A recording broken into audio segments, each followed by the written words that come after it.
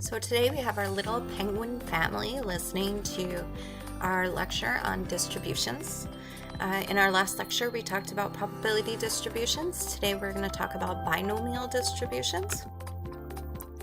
In order to do binomial distributions, we have to understand what a binomial experiment is. Okay. When we talked about probability distributions, we talked about empirical probability and the fact that that was based on experiments. This is a little bit different. It's a very specific type of experiment, and we call it a binomial experiment.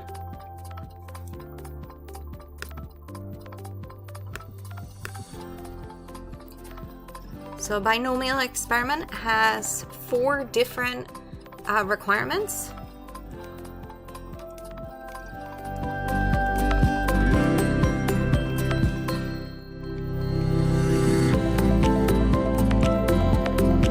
First one is that it has a fixed number of trials.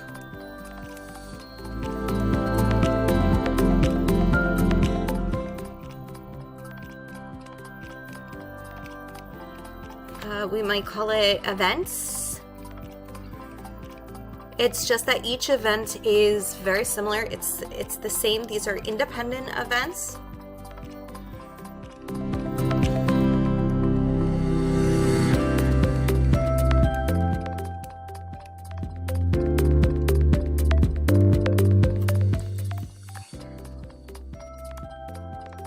The second thing is each event can only have 2 possible outcomes.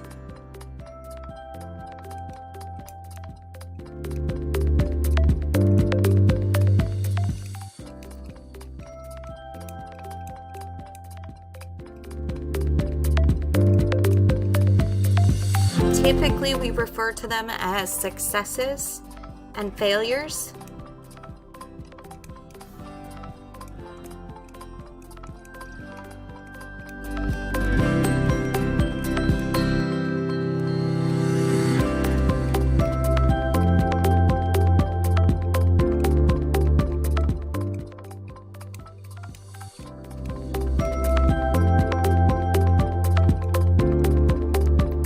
We're going to talk more about what we mean by a success versus a failure.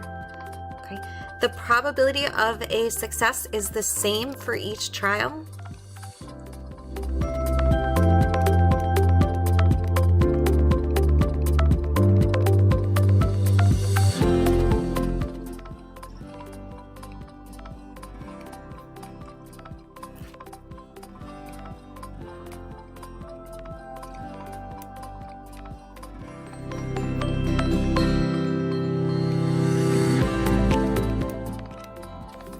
So, for example, if we're tossing a coin, the probability of getting a heads on each trial is 1/2.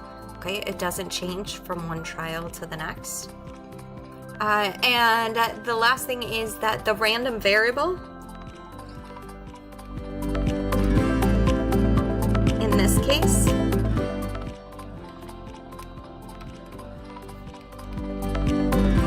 we still call it X. It represents the number of successes.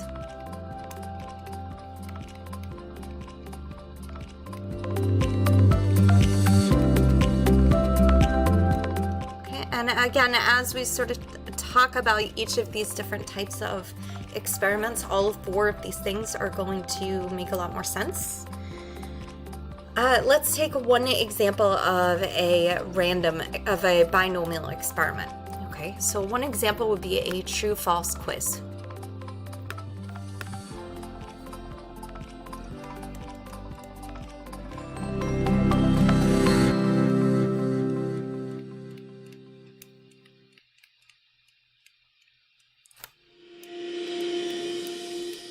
Okay, so if we think about this, it has a fixed number of trials or events. The reason for that is that your quiz has a fixed number of questions, right? We don't have an infinite number of questions on a true-false quiz.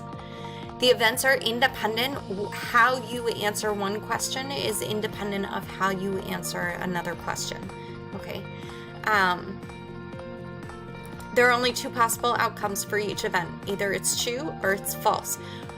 how we describe a success is up to us. So a success might be you get the question correct, or a success might be you get the question incorrect. It kind of depends on how you define it. Now, when you define a success, you want it to make as much sense as possible. So in the case of a true-false quiz, a success would typically be a correct answer. The probability of a success is the same for each child. So every time that you do this, there's a 50% chance that you get the question correct and a 50% chance that you get the question incorrect if you're doing this randomly. Okay, if you're randomly answering a true-false quiz, assuming no knowledge, because clearly with some knowledge, then your probability of getting something correct might be a little bit higher or a little bit lower, okay? And the random variable, this is just as something that we define, that the random variable is going to represent the number of successes. So the random variable is the number of correct answers that you get here. Okay, so I'm going to have you sit here and just take a 5-question quiz. Okay, so your true-false quiz is about me. Okay, me being like your professor. Okay, so here's your quiz.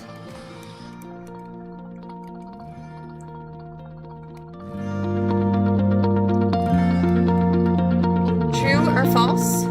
I went to Bronx Science for high school, so Bronx High School of Science. I have 4 sisters. True or false?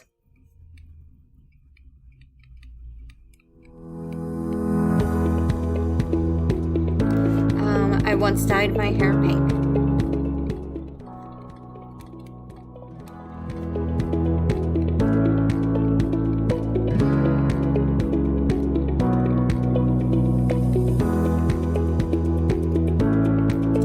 I was on my high school basketball team.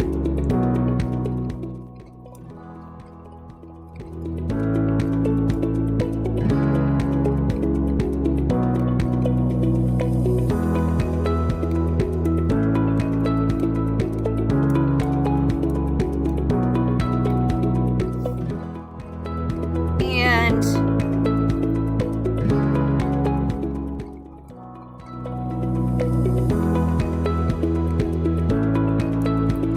I went to the White House twice.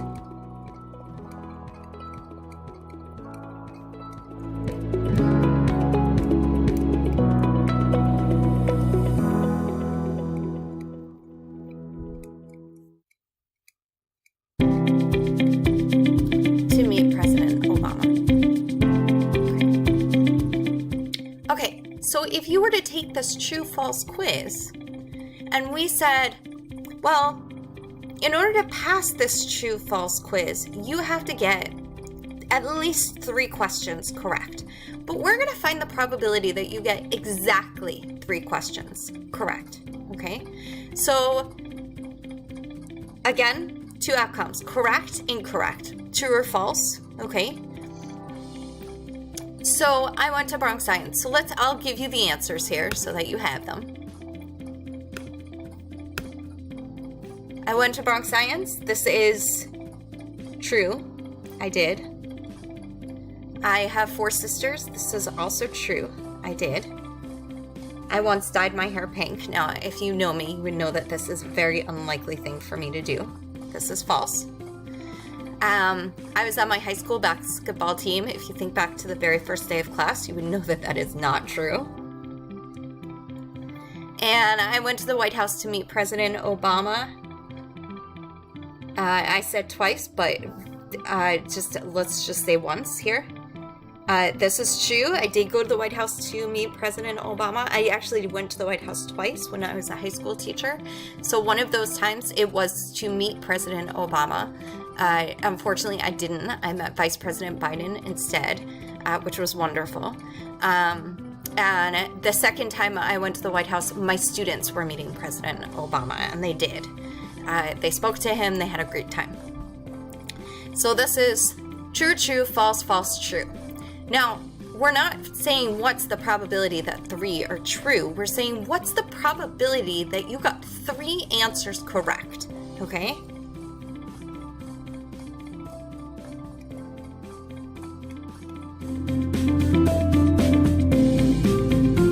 And I'm going to say exactly 3.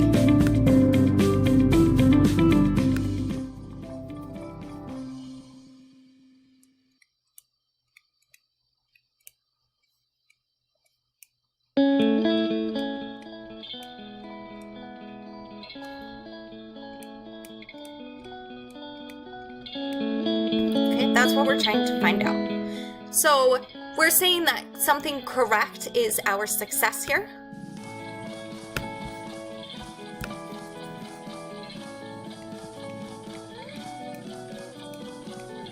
Okay, you'll see in other examples that success could mean something else. It could mean winning a game or losing a game. Success is winning a game, a failure would be losing a game. It could mean a success is it rains, a failure would be it doesn't rain. A success is you were able to grow a good crop versus not grow a good crop. Success might be a product works versus a product does not work. So there are a lot of different ways that we could define a success, and we will be talking about that more. Okay, so let's try and figure this out. Okay, we have 5 different questions. Let's do this in black. We have 5 questions. Okay, so this is question 1. Here's question 2, question 3, question 4, question 5. Okay, and let's say, so these 2 are successes, these 2 are true, these 2 are false, and this one is true. Okay, okay. Now let's talk about the probability. Let's take one case of being correct and incorrect. Let's say that in the first case, you got the first one incorrect, the second 2 you got correct, the fourth you got incorrect, and finally the last you got correct. Okay, so let's talk about, well, what's the chance that this particular combination happens? Okay. Well, the probability that you got this incorrect is 0.5, right? You are either going to say true or you're going to say false. So the probability here is 0.5. Hang on, I don't know why this isn't working.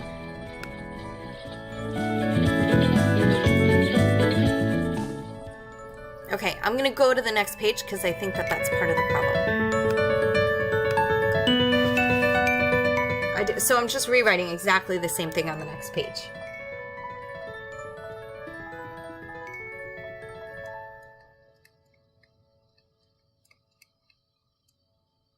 Yeah. So exactly 3 questions correct. And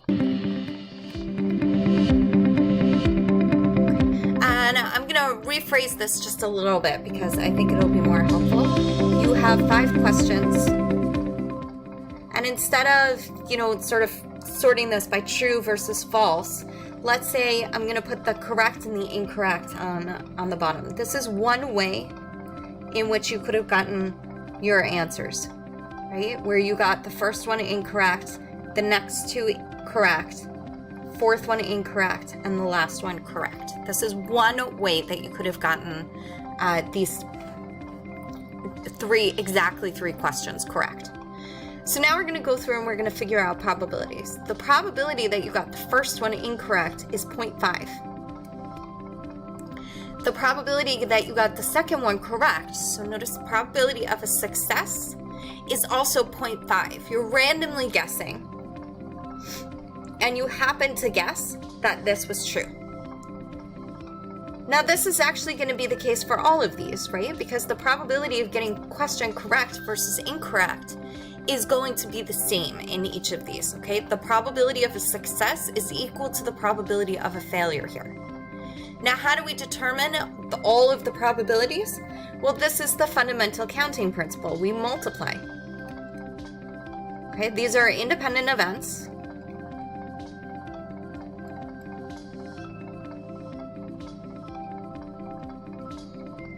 So So I'll put this in there. We multiply because of the fundamental counting principle.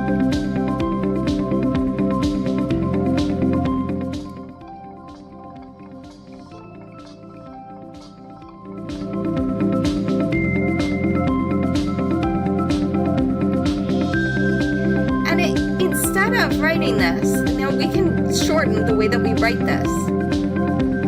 We could say that this is 0.5 to the 5th power, but I'm going to change the way that we're writing it, and you'll see why in a minute. I'm going to change this as 0.5 to the 3rd power times 0.5 to the 2nd power.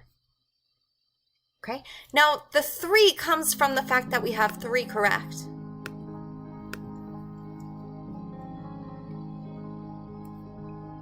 That 3 represents successes. This 2 represents failures.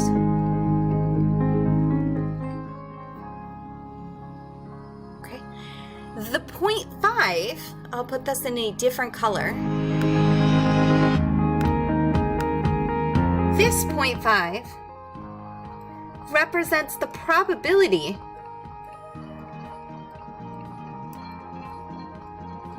of a correct answer. And this 0.5 represents the probability of an incorrect answer.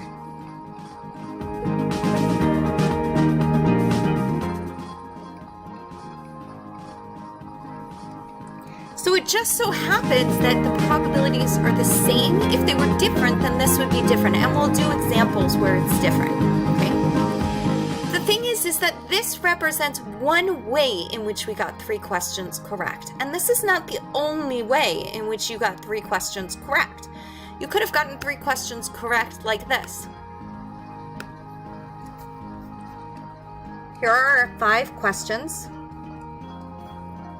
And instead of getting the first one incorrect, you got the first one correct, the second one incorrect,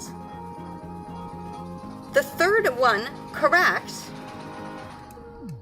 the next one incorrect, and the next one correct.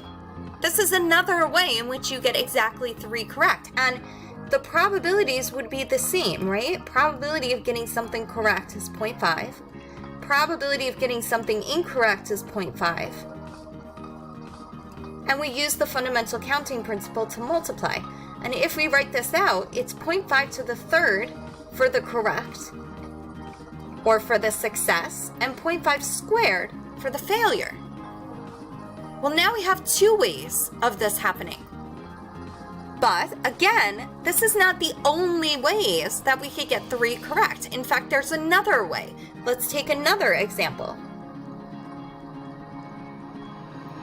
So again, here are our 5 questions.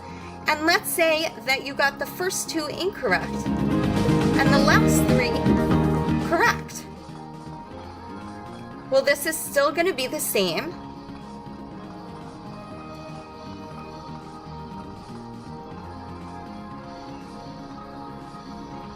We're still going to have 0.5 to the 3rd times 0.5 squared.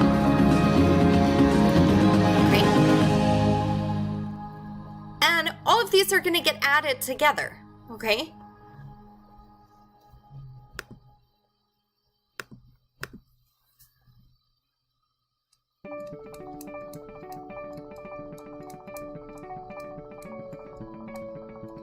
This is the case of one or the other.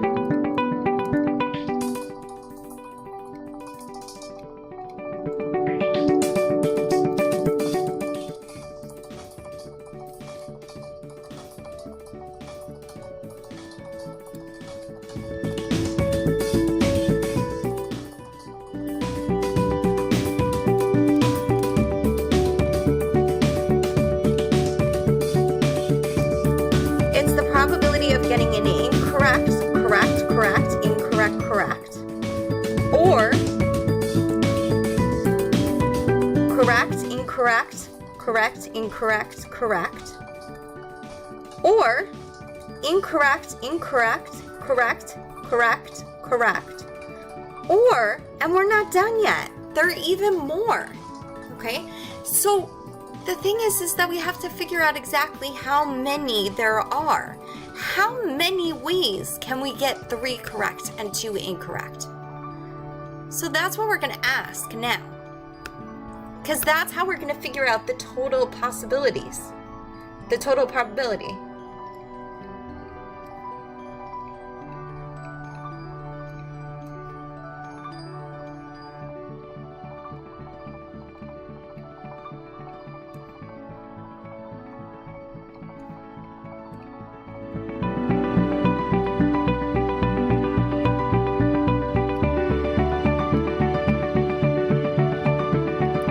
How many ways can we get exactly 3 questions correct?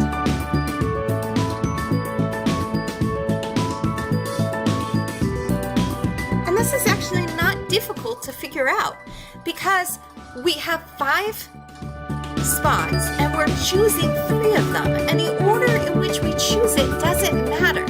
We know that we have to have 3 correct and we have to have 2 incorrect. The order in which we choose it makes no difference.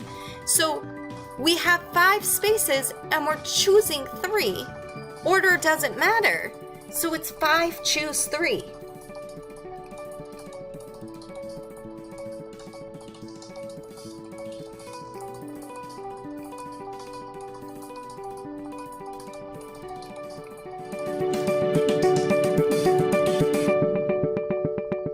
We have 5 questions or 5 events.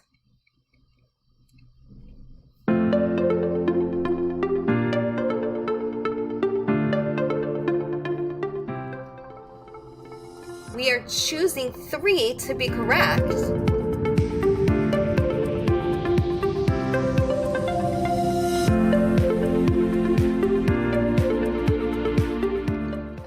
And order doesn't matter.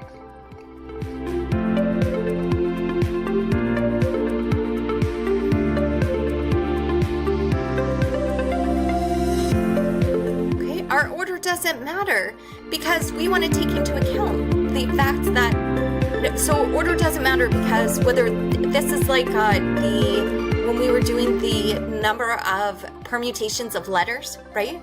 This is like we have 5 letters, but we have 3 C's and 2 I's, okay? Or 3 successes or 3 successes for 3 S's and 2 failures, 2 F's, okay? Right? We said you can do 5C3 and then times 2C2, but 2C2 is 1, NCN is 1. So this is that same type of problem. We have 5 open spaces, we're choosing 3 to be correct, and whether we say this one, or this one is correct, or this one is correct, all of those are the same, okay? The order in which we choose these 3 doesn't matter, they're all gonna get filled in with corrects. So what that means is that we have 0.5 to the 3rd times 0.5 squared. This is one way that we could get 3 correct. This is another way that we could get 3 correct. This is another way that we could get 3 correct.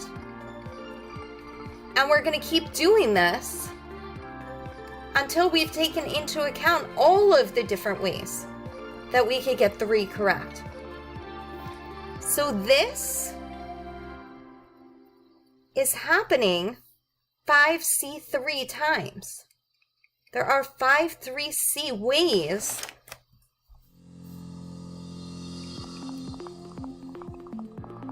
to get 3 correct answers.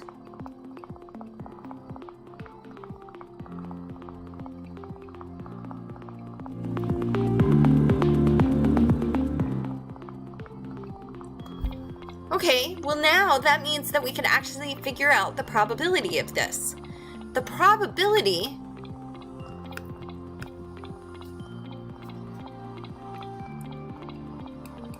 of exactly 3 questions correct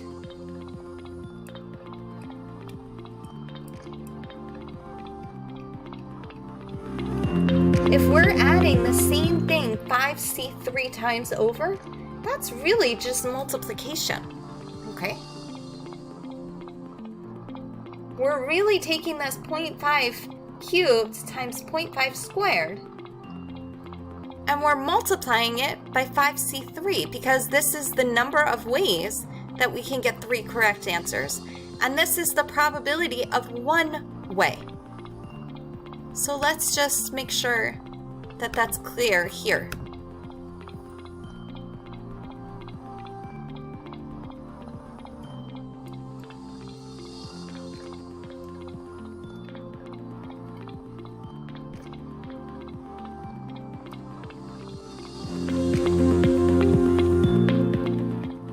This is the number of ways to get 3 correct. And this here is the probability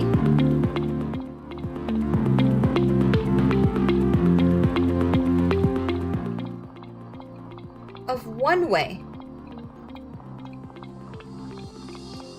to get 3 correct. So if we want the probability of all of the different ways to get 3 correct, we multiply. Okay, that's because it's this way or this way or this way or this way, and we know from previous lectures that when we have the probability of one event or the probability of another event, we add. Okay, and these are mutually exclusive because we're talking about there's no way to get the first 3 correct and the second 2 incorrect, and on top of that, the first 3 incorrect and the last 2 correct. These are mutually exclusive. Okay, it would be saying, let's get a heads on the first toss and a tails on the second toss, and get a tails on the first toss and a head on the second toss. It doesn't make sense. You are only tossing the coin twice. You can't get 2 different possibilities, okay, simultaneously. So these are mutually exclusive events, so we don't have to subtract anything. We're just adding together. How many times are we adding it together? 5C3 times, okay?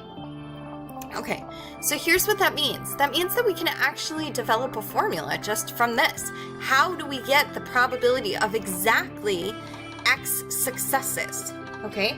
So let's go through that formula, and we're going to use it a bunch of times, and you're going to start to understand. We're going to go through this explanation multiple times, and then we're going to get to a point where you don't need this explanation anymore. Okay, so let's just identify some numbers here. Okay, some symbols like we usually do. So n is equal to, I'm going to do this in black.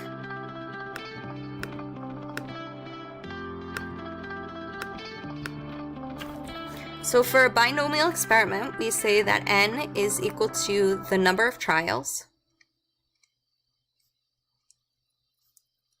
Remember, a trial is just an event here.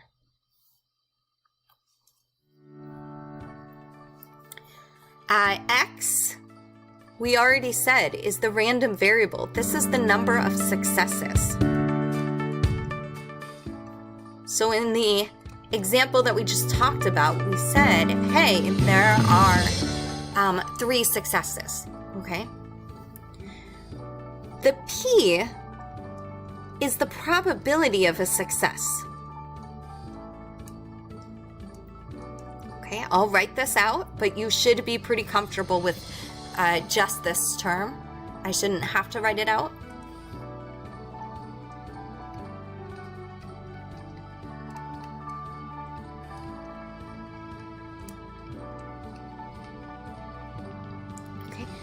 Q is the probability of a failure. Now, you don't have to know the probability of a failure.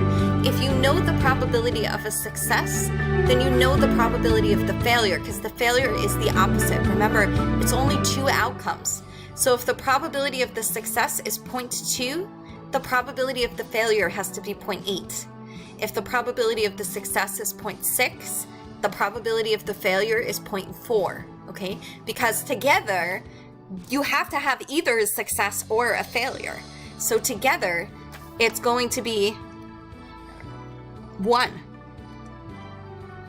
So Q is always going to be 1 minus P. Okay. Now, in every case,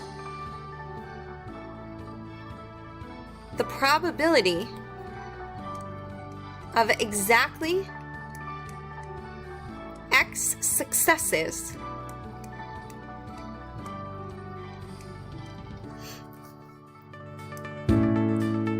is NCX. So what you're doing is you're choosing from all of the trials, you're choosing X of those trials to be successes. That's what we were doing here. Of the 5 trials, we were choosing 3 of them to be successes. So this is all, the NCX is all of the ways that we could choose X successes from the N. And then what's the probability of a single success? Well, it's going to be P to the X, and then Q to whatever is left over. So if we go back to our example here, there were 0.5 times 0.5 to the third. So this is why I separated it, okay? It's 0.5 to the third successes, which means that there have to be 2 failures, because if there were 5 total trials and 3 successes, the remaining 2 are failures, okay? And the P is the 0.5, that's the probability of the success itself, and the Q is the probability of the failure. So you can see here that we had 3 successes, so we counted 3 0.5s to represent the probabilities of the successes, and then we have 2 failures, so this is 0.5 to the 2, or the N minus X, the 5 minus 3 in this case. Okay, so here's our formula.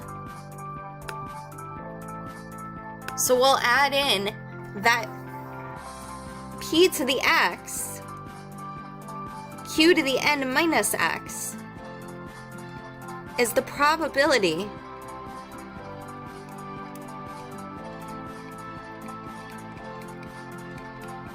of one way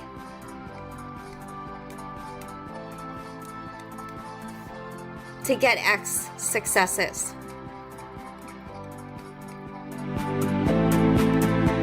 And NCX is the number of ways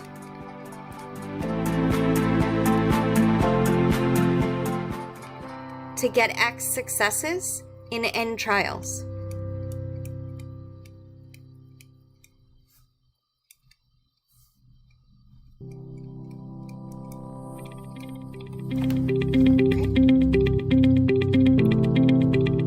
Okay, so let's take another example and let's work through it, okay?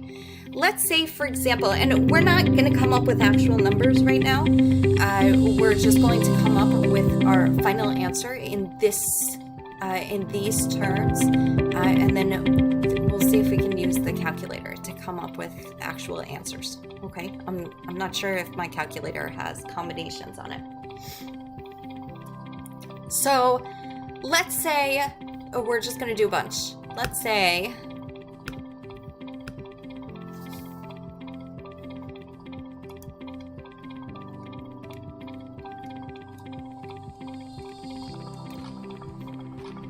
you're taking a 6-question multiple choice test.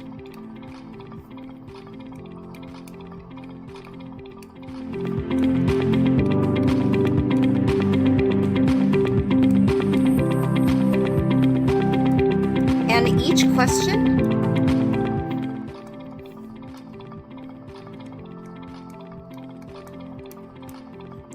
has 4 choices.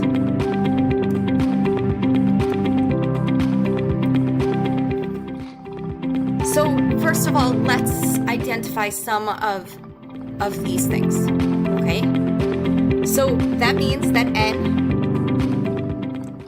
is equal to 6 because there are 6 events, 6 questions that you're answering. Now, we don't know how many successes yet. That's something that I'm going to give you in a minute, okay? But we do know the probability of a success. We're guessing at random, okay? Assuming we're guessing at random. There are 4 choices. So the probability of getting one correct is 0.25. Sorry, I don't know why I'm writing 4.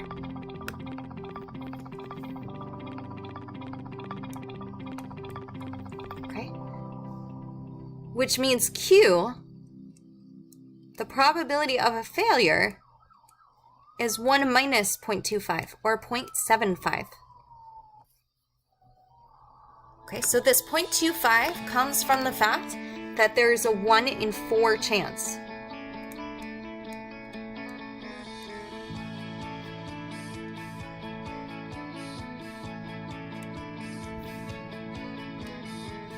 Of getting the right answer, because there's only one correct answer out of the 4. Okay.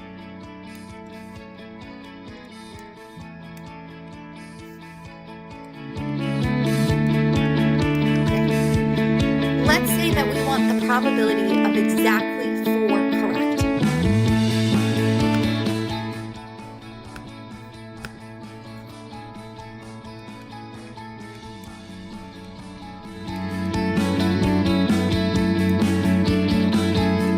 Now, at this point, you can clearly, most of you would just plug into the formula, which is fine, but I'm going to go through the explanation again so that you understand where this formula is coming from, okay?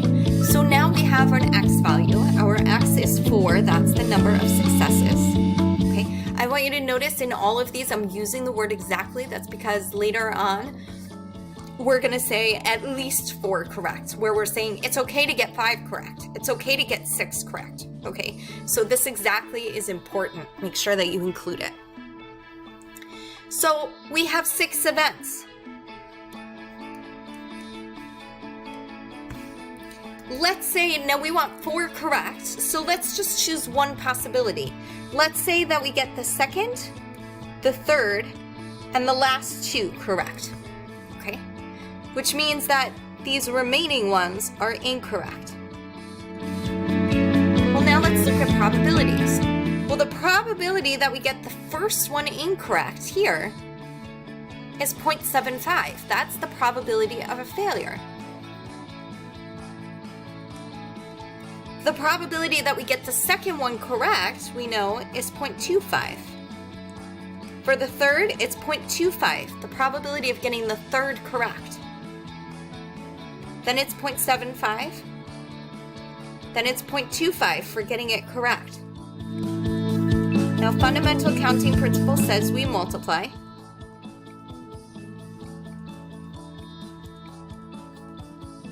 What's a short way of writing this? Well, we have a 0.75 times 0.75. That's 0.75 squared. And then we have, I should have done this the other way around, just because of the way our formula is. The correct ones are 0.25, and there are 4 of those. So 0.25 times 0.25 times 0.25 times 0.25 can be rewritten as 0.25 to the 4th, okay? Those are exponents. But we still have this times 0.75 times 0.75. And that could be abbreviated as 0.75 squared. So notice, here is our p to the x times q to the n minus x. Okay, but this is only one way to get 4 correct. Let's say that we did it a different way. Let's say that out of the 6, we got the first 4 correct and the last 2 incorrect. Notice 2 outcomes. So there are 4 possible choices, but we're only looking at the outcome of correct versus incorrect, okay? So these first 4 are correct.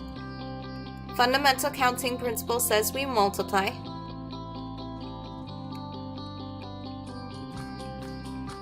And the last 2 are incorrect, so these are going to say 0.75.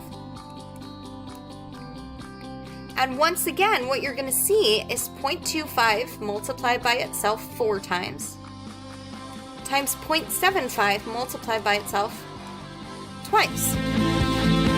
But again, these are only 2 possibilities, so we would add these. We have more possibilities, right? The question is, how many possibilities do we have? How many times are we going to see this? Well, how many times? Well, we have 6 spaces, and we're choosing 4 of them to be successes.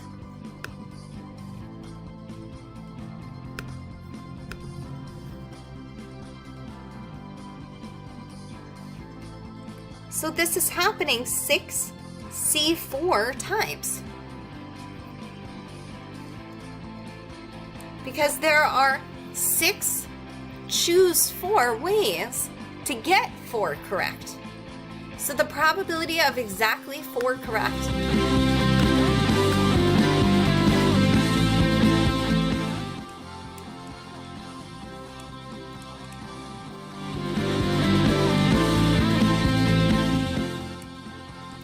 is going to be 6C4 times 0.25 to the 4th times 0.75 squared. Okay, let's see if my calculator has this.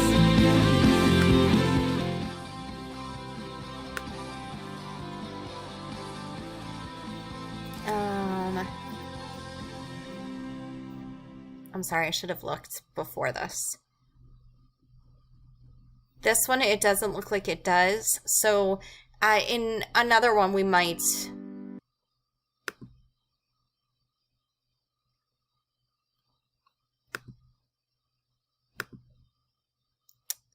Let's see.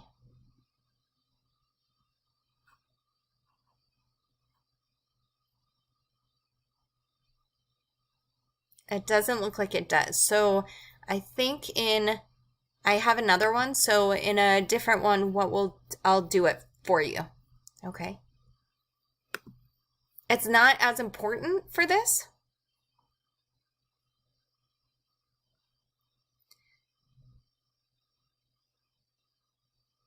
So it's not as important for this in terms of calculating it. You would do your 6C4, and then you would do your 0.25 to the 4th, 0.75 squared.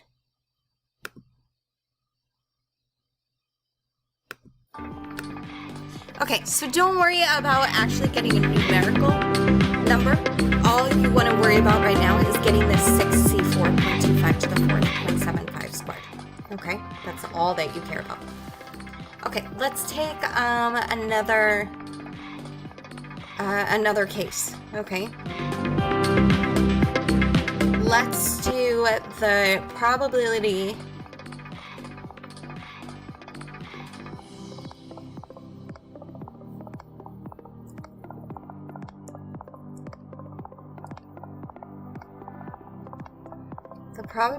it rains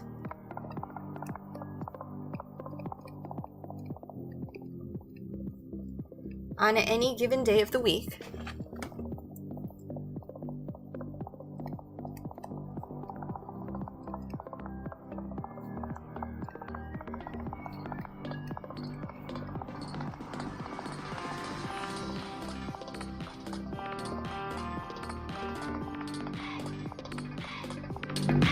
Is 0.55, okay? 55% chance of rain on any given day of the week.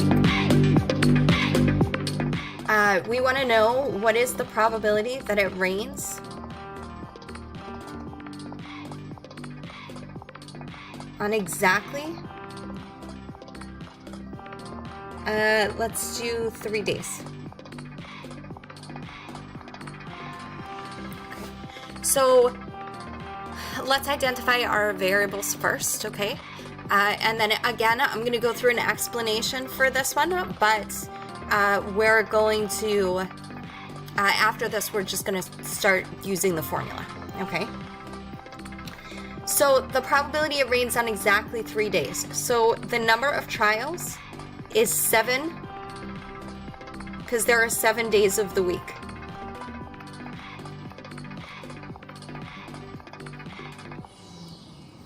Our P in this case is 0.55. So notice that our success is rain, because that's what we're asking for. Okay, so in this case, a success is something that a lot of people would consider not good. Okay, our Q, that means if the probability of rain is 0.55, then the probability of no rain is 0.45. And in this case, it also gives us our X right away. Our X is 3. Okay, so again, let's explain where this is coming from. So we have 7 events each day of the week.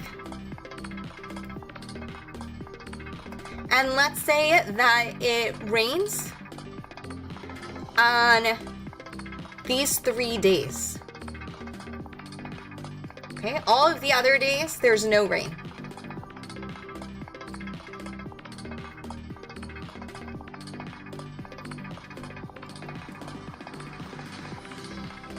So let's fill in our probabilities. The probability of rain on the first day is 0.55. Probability of no rain on the second day is 0.45. Notice we're saying it's independent, meaning that what happens on the first day has no effect on what happens the second day.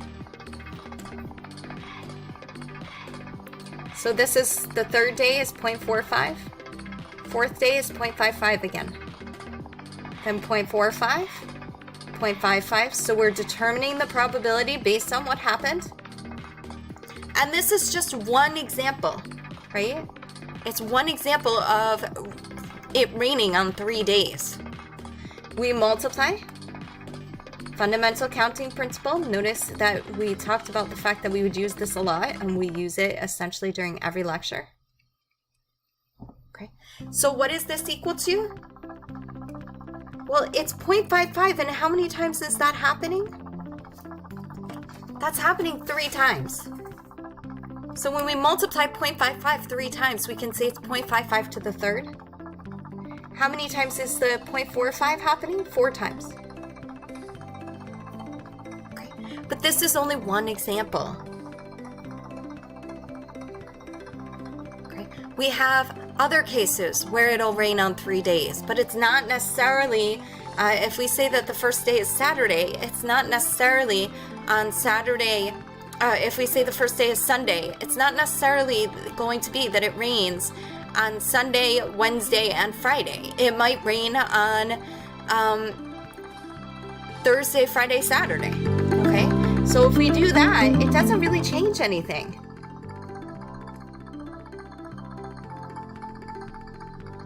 Okay, if this is no rain, this is no rain, no rain, no rain, and then we have rain on Thursday, Friday, and Saturday, the same thing is going to be true. This is 0.45 times 0.45, so we still have the same probability. It's just arranged in a different order. But it's multiplication, so order doesn't matter.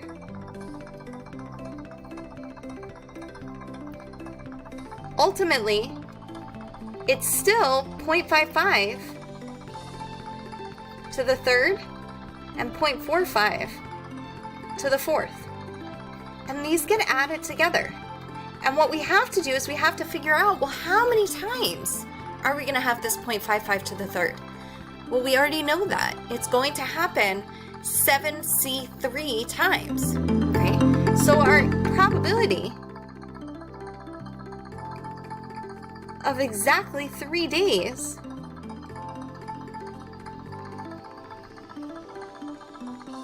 is 7C3 times 0.55 to the third times 0.45 to the fourth. And that would be exactly 3 days. Okay, again, notice we use the word exactly. Okay, let's change this though. Okay, let's say, for example, that we don't want exactly. We want to know what's the probability that it rains on at least 3 days. Okay.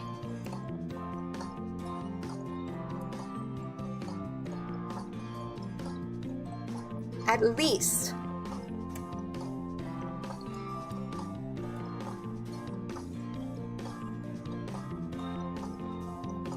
Well, now this changes a lot because we're saying we want the probability that it rains on 3 days, but it's also okay if it rains on 4. It's okay if it rains on 5. It's okay if it rains on 6. It's okay if it rains on 7. Okay? So all of those would work. All of those would be okay. So what is this? this is the probability that it rains on exactly 3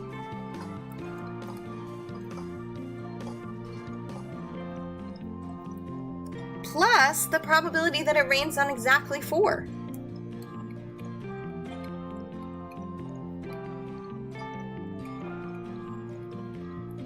Plus the probability that it rains on exactly 5.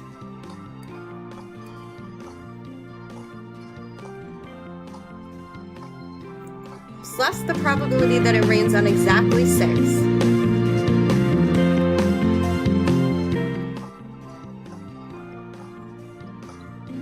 Plus the probability that it rains on exactly 7.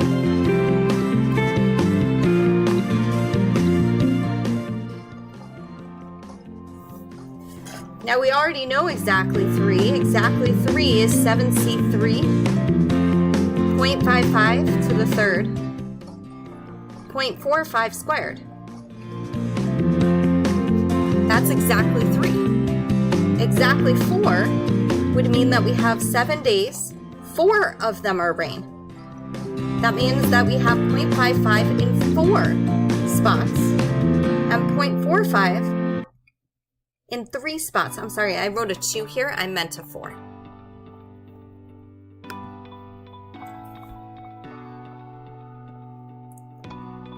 Then we have 7c5, because we're choosing 5 days for rain. We have 0.55 in 5 locations, 0.45 in 2 locations. Then we have plus 7c6. Now we have 0.55 in 6 locations and 0.45 in 1. Or we're choosing all 7 to be rain. And in that case, we have 0.55 in 7 locations and 0.45 in 0 of those locations. And 0.45 to the 0 is just 1. Okay? Now there's another thing to note. We could take the complement and subtract from 1.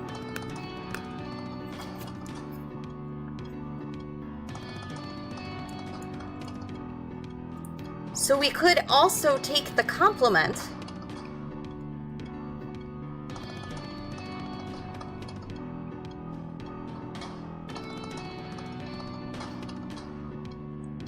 and subtract our answer from 1.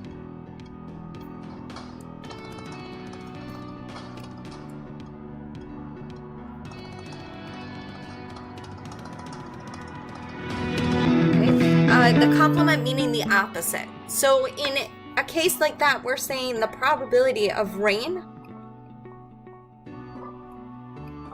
on at least 3 days. You'll see the advantage here.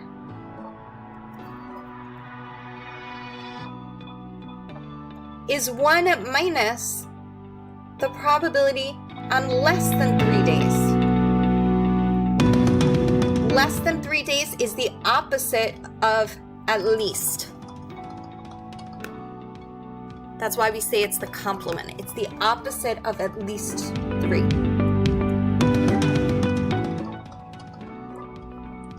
And if you're having trouble,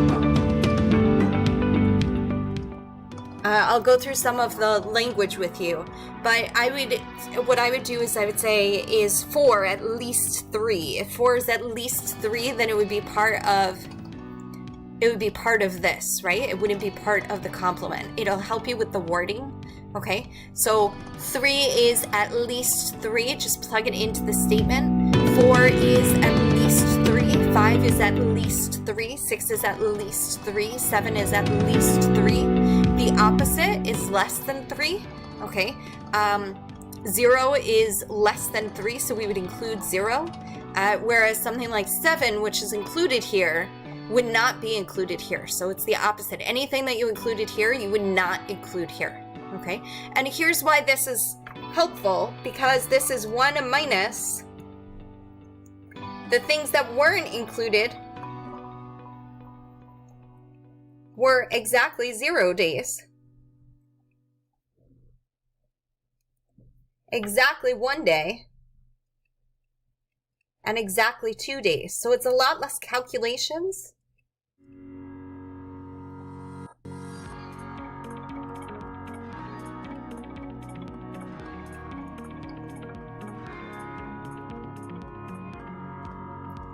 You don't have to do it this way, but this can be a helpful way when there's a lot of calculations. If we had the probability of at least 3 days in a month, right? Then you would have 3, 4, 5, 6, 7, all the way to 30. Whereas here, you would still have 1 minus the probability of 0, 1, and 2. And that's it. So it's helpful to use the complement when you're doing a lot of calculations otherwise. Okay, so this is just a note that you can do that, and that's fine. You can take the probability by doing the probability of the opposite and then subtracting from 1. Just like here, we said, well, the probability of a failure is the opposite of the probability of a success, so we just subtract from 1. And if we did it this way, then what we'd be saying is that it's 1 minus probability of 0 days is 7C0, 0.55 to the 0, 0.45 to the 7. Probability of 1 day is 7C1, 0.55 to the first, 0.45 to the 6th. Notice that the exponents here always have to add to 7, okay? Because we have 7 trials. So if we have 1 day of rain, then we have 6 days of no rain. And then finally 7C2, 0.55 squared, 0.45 to the 5th. And you would do what's inside the parentheses first, okay? So a couple of things before we go on.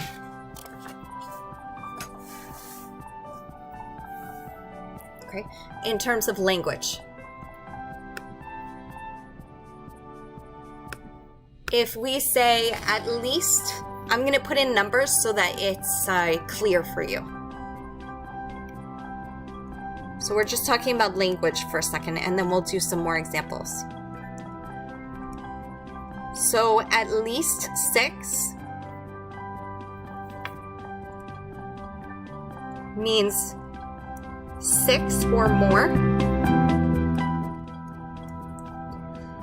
At most 6 means 6 or less. Okay. Fewer than 6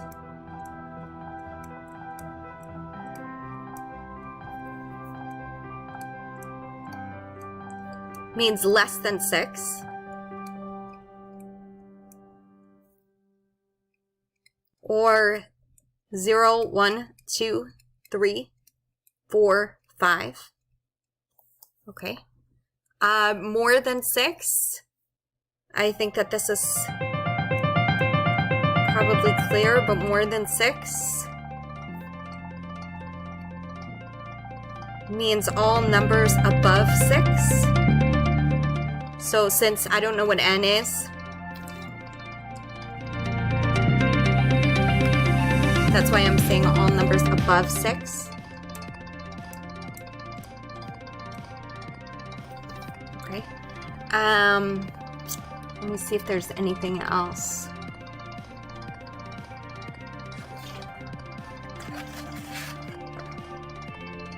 I don't think so. Let's say that we want to know, let's take one more example, okay, of more than, less than, at least. Let's say that a farmer is growing corn.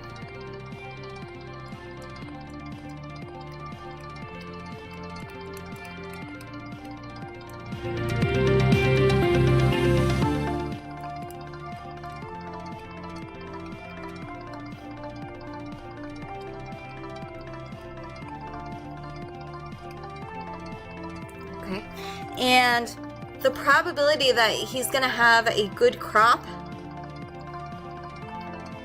in other words, his corn will grow and it will grow well.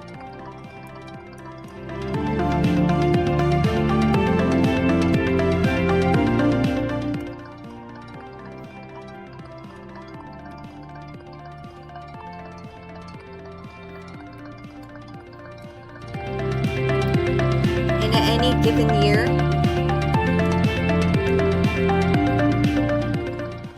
is 0.72.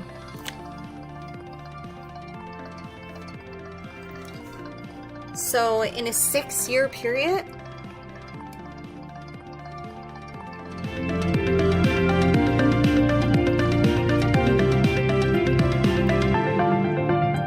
what is the probability?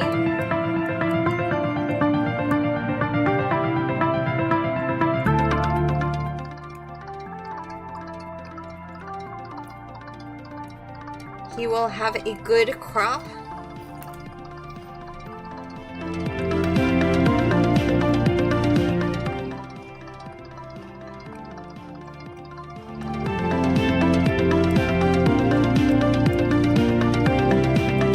In at most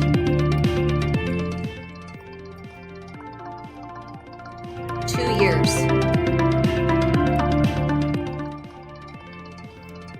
Okay. So first of all, there are some variables that don't change, okay? And I would encourage you to pause the tape right here and try and do this on your own. We'll do one more example after this, but I encourage you to pause the tape just to see how you understand it and whether you're understanding it, and then you can start playing it again and work through it with us and see if you're getting it right, okay? So there are some things that don't change here, okay? Regardless of, at most, exactly whatever you're trying to figure out, the n isn't going to change. So the n is 6, because it's a 6-year period, and you want to know, okay, what's the probability of getting a good crop in 2 of those 6 years, or 3, or 4, or 5, or 0, or 1, okay? So the 6 isn't changing. We're talking about a 6-year period, so this is your n. Your p also doesn't change. Your p is the probability of a success. In this case, a success is a good crop. If this had said, what is the probability he will have a bad crop, then you could call this a failure, okay? So a success doesn't always have to be a good thing. A success can be a bad thing. It depends on how the question is asked. So your p is your 0.72, which means your q is 1 minus p. 1 minus 0.72 is 0.28. So these are things that are never going to change, okay? What's going to change is your random variable, your x, because we're talking about at most 2. We're not saying exactly. So at most 2 years,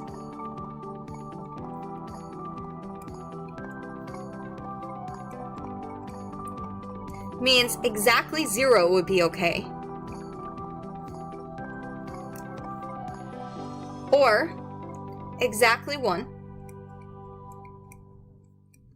Or exactly 2. Because at most includes the 2. Okay, so we have 3 different cases. And I will put probabilities in here. I'll put the p, because it doesn't really matter.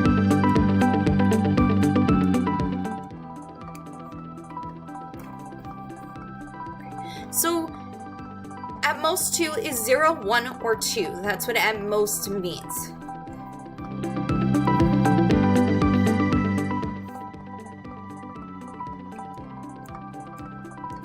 This is what's going to vary. Your x is what's going to vary. Okay? So the probability of exactly 0 is 6c0. Of the 6 years, we're choosing 0 of them to be successes. 0.72 to the 0, 0.28 to the 6, right? If we have 0 successes, then we have 6 failures.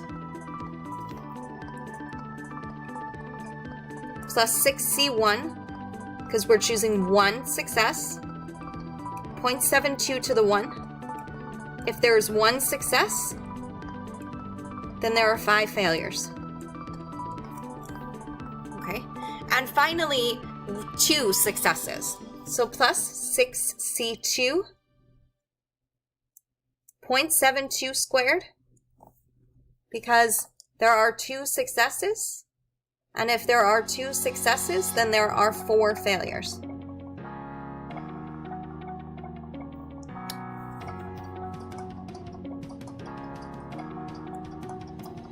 Okay, I'm going to erase this and put it underneath because I ran out of room on the page.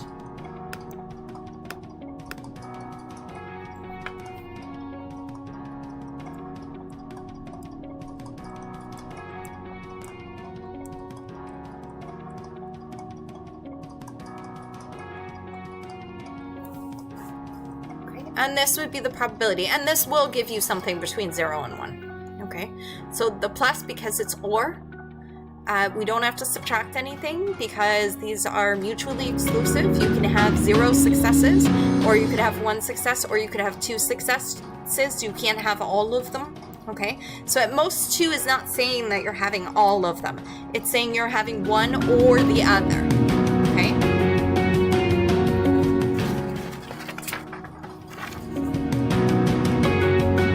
Okay, let's take another case. Another example.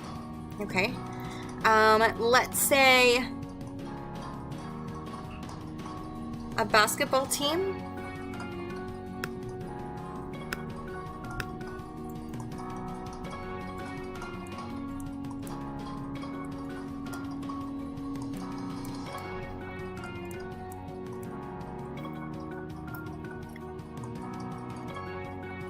is playing a 7-game series.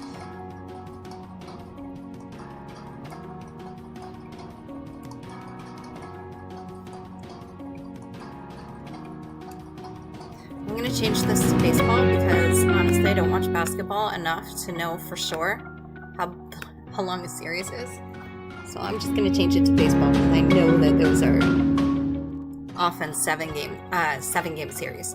So baseball team is playing a 7-game series, and the probability that they're going to lose a game is 0.8. We're not the best baseball team.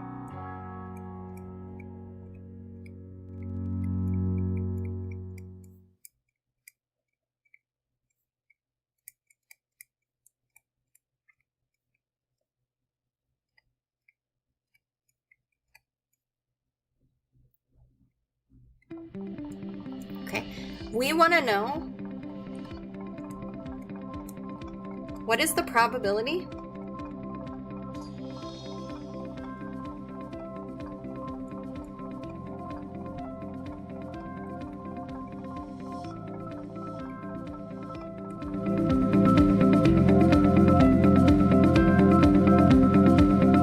they lose less than 6 games.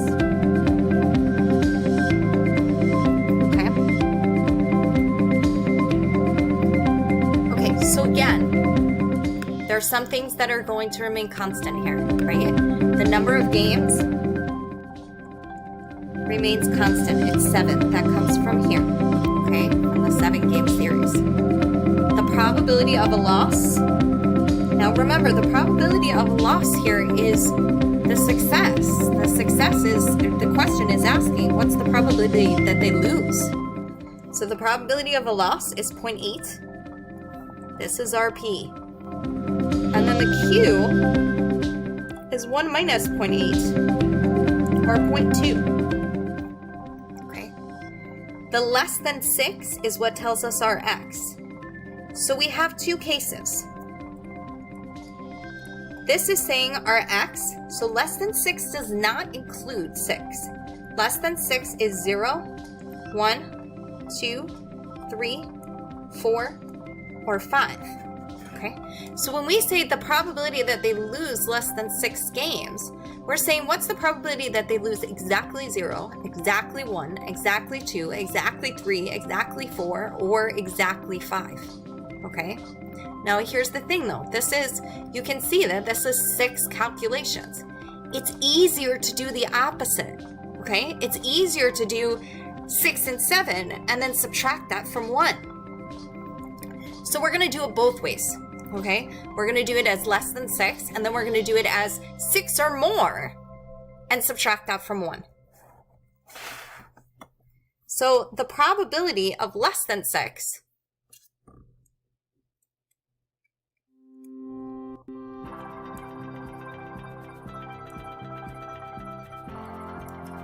is the probability of 0 plus the probability of 1 plus the probability of 2 plus the probability of 3 plus the probability of 4 plus the probability of 5.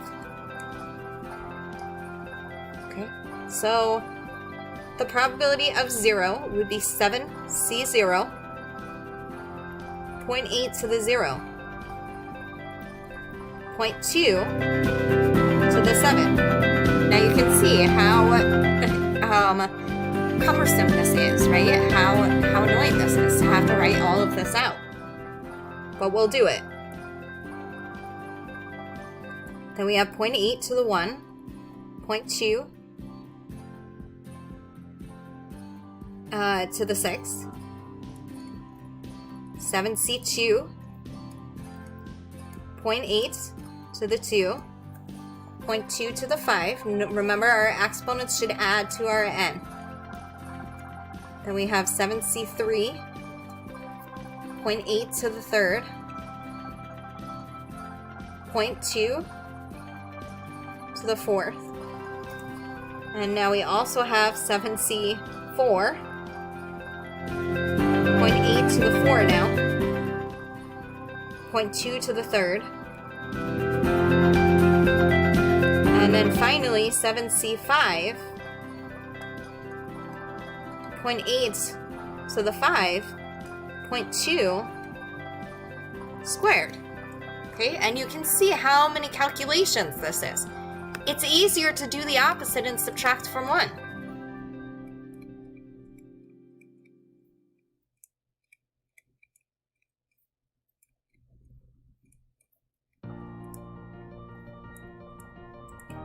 So the opposite is x equals 6 and 7.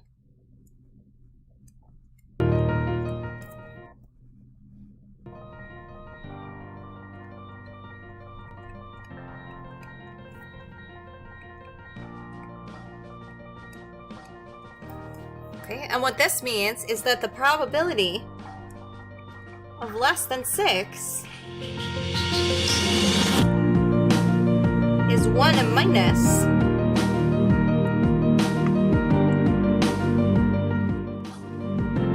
and don't forget to put a parentheses here. It's 1 minus the probability of 6 plus the probability of 7, or 1 minus 7C6, 0.8 to the 6th, 0.2 squared, plus 7C7. Sorry, this should be a 1, not a 2.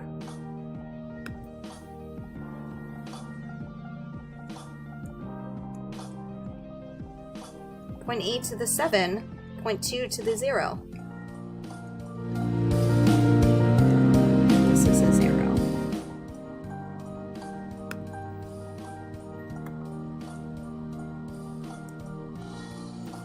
Okay, that's a lot easier to do.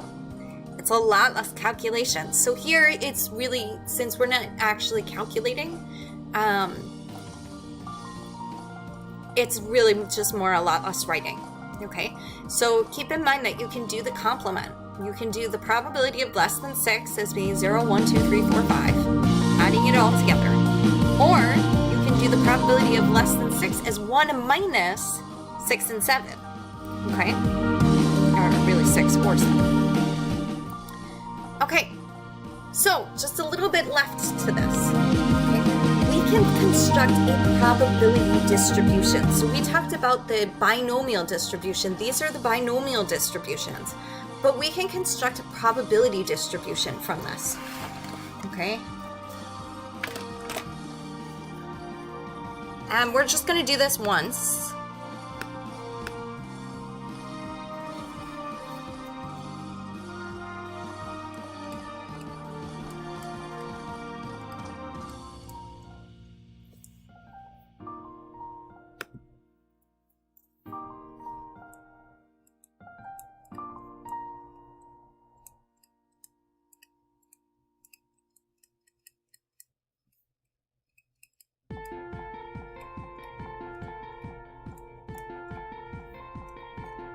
So we can do this from a binomial experiment.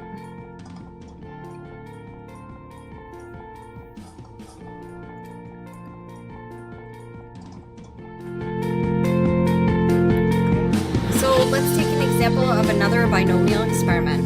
Okay, you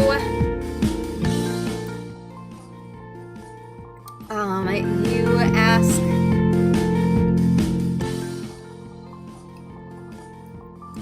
six cancer survivors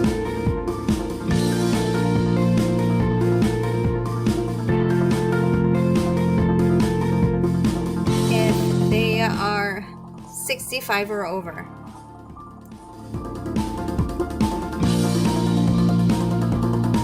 Okay, now the probability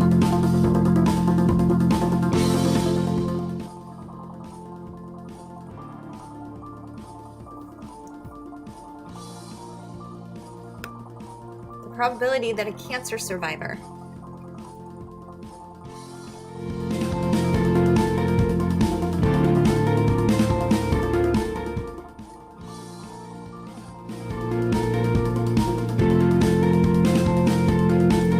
is over 65 is 62%. Okay, so the probability distribution. So first of all, let's put in some of the things that we know. Okay, so the n is 6 because we're asking 6 people. Okay, the p is 0.62. So keep in mind that p is a decimal. Okay, so 62% is your p, and that means that your q is 1 minus 0.62 or 0.38. Okay, that's your Q. So now if we construct the distribution, essentially what we're doing is we're saying, what is the probability of exactly 1, exactly 0, exactly 2, exactly 3, exactly 4, exactly 5, exactly 6? So we're doing our x and our p of x, just like before.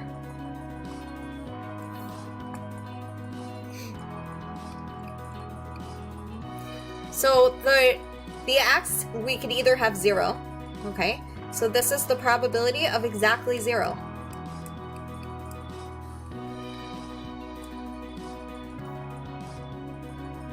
I'm gonna extend this a little bit.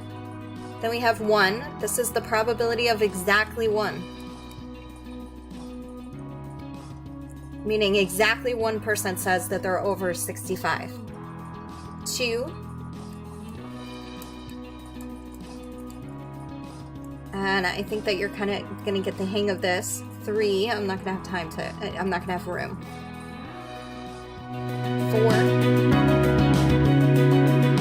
4. 5. And 6. Okay, kind of ran out of room there.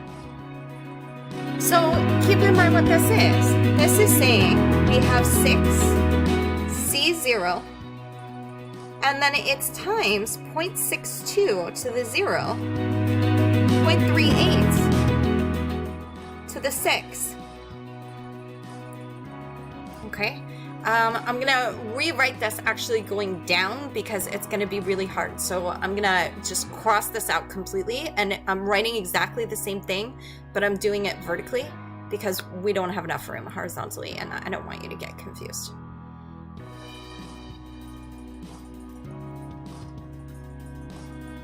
Okay, so in other words, we have our x, we have our p of x. Okay, so our x is 0, so this means what is the probability that exactly 0 people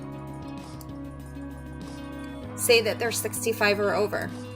Well, it's 6, C0, and then a success is 0.62, but 0 people are saying that they're over 65, which means 6 people are saying that they are. And just so that you have a number, okay, this actually comes out to 0.003, okay?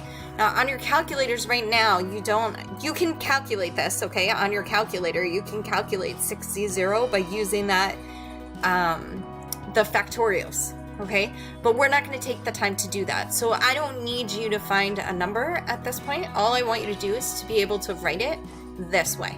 Okay, so the x is 0, 1. So p of exactly 1. You can practice using your calculator and just see if you can get the correct numbers, because I'm giving them to you. So this is saying we have one success, 1% over 65, which means that we have 5 failures. This comes out to 0.029. Then we have 2, meaning exactly 2 people. So this is what the probability distribution is. The probability distribution is exactly every single possibility. It's doing all of them. This gives us 0.120. Then we have 3. So this would be the probability of exactly 3. Or 6C3. 0.62 to the third. 0.38 to the third, because now we have 3 successes, so we have 3 failures. This is 0.262. Okay. Then we have 4, which is exactly 4.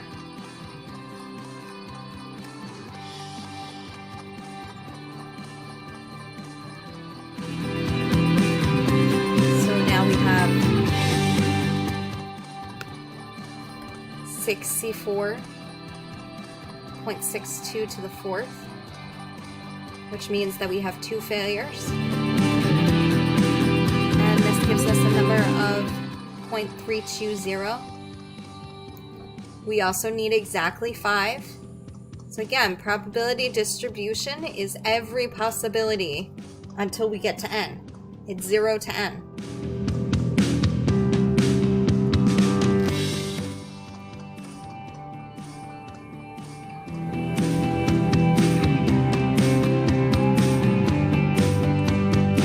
Us 0.209. And then finally, for 6, it's the probability of exactly 6. So you should be pretty comfortable with the exactlies. 66.62 to the 6, which means that we have no failures.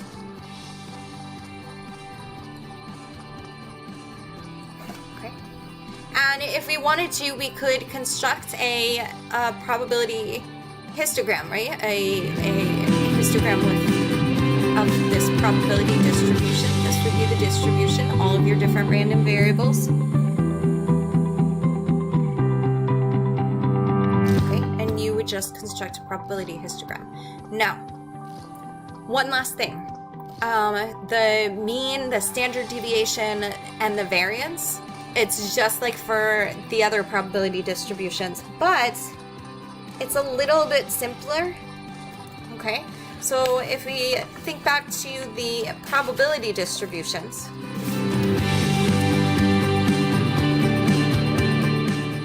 we said that the mean is the sum of the x's times the probabilities.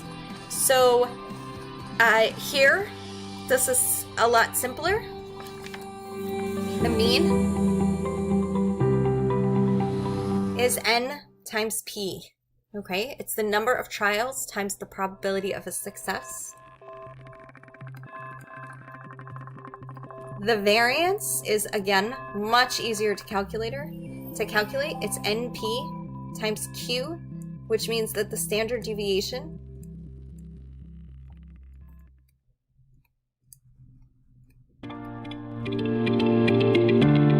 is the square root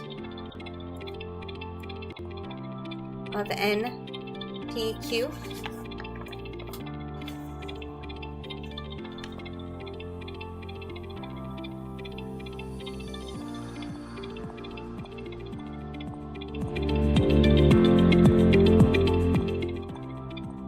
This is our mean, our variance, and our standard deviation are much easier to calculate with the binomial distribution.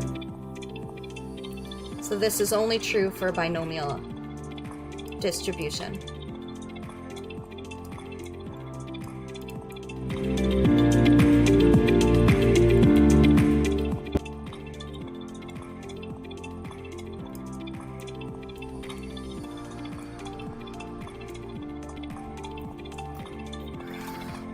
And we're not going to get into the details of that, but if you took some time to think about it and you thought about how it would work for a probability distribution, you'll have an easier time figuring out why the mean is n times p. Okay, it's just the number of trials times the probability of a success. Okay, this would be the number of trials times the probability of a success times the probability of a failure. That would be the variance. And standard deviation, as usual, is the square root of the variance. And that's it. So those are binomial distributions. The next thing that we'll discuss is geometric distributions. And then that's it for distributions. And you'll have your quiz on that. Okay.